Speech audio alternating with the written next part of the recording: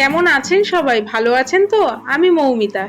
Endless সুইটে নতুন একটি ভিডিওতে সবাইকে অনেক স্বাগত জানাই। শ্রাবণ মাস জুড়ে ভোলে বাবার আরাধনায় অনেকেই নিরামিষ খেয়ে থাকেন। তাই এই শ্রাবণ মাসে এন্ডলেস সুইটে শ্রাবণ পর্বে থাকছে বিভিন্ন নিরামিষ রান্নার ভিডিও। শ্রাবণ পর্বে নিরামিষ রান্নার ভিডিওগুলো মিস না করতে চাইলে চ্যানেলটিকে সাবস্ক্রাইব করে পাশে থাকা বেল আইকনটা ক্লিক করে রাখুন। শ্রাবণ পর্বে দ্বিতীয় দিনে আজকে করে দেখাবো নিরামিষ পনির তরকা।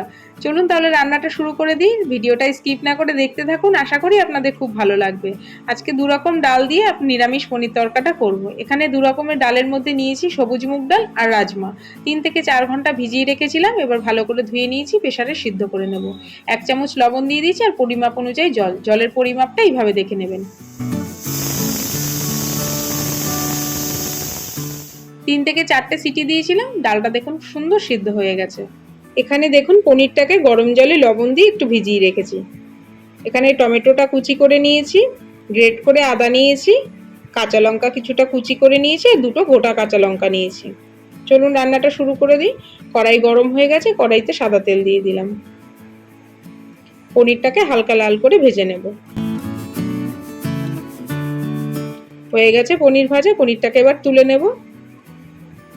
ওই তেলের মধ্যে একটা শুকনো লঙ্কা ফোড়ন দিয়ে দিলাম। এবার দিয়ে দিলাম গ্রেট করে রাখা আদাটা। আদাটাকে দিয়ে বেশ খানিকক্ষণ নাড়াচাড়া করব। এইবার দিয়ে দিলাম টমেটো কুচি। টমেটো কুচিটা দিয়ে ভালো করে একটু মিশিয়ে নেব। এখন একটু স্বাদ অনুসারে লবণ দিয়ে দেবো। এখন লবণটা দিয়ে দিলাম যাতে টমেটোটা একটু নরম হয়ে যায় তাড়াতাড়ি। কুচনো কাঁচা লঙ্কাটা দিয়ে দিলাম। দিয়ে দিলাম একটু হলুদ গুঁড়ো, একটু কাশ্মীরি লঙ্কার গুঁড়ো, একটু জিরের গুঁড়ো ও একটু ধনের গুঁড়ো।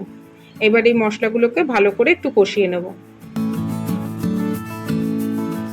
এবার অ্যাড করব সানরাইজের তড়কা মশলা, বেশ খানিকটা পরিমাণে দেব।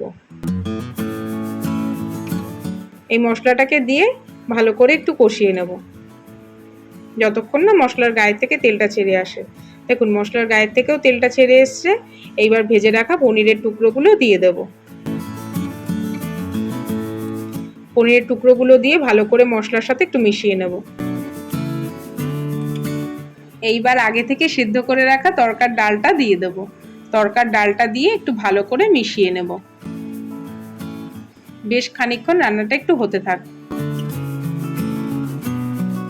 তরকাটা হয়ে গেছে, কালারটা কিন্তু খুব সুন্দর এসছে।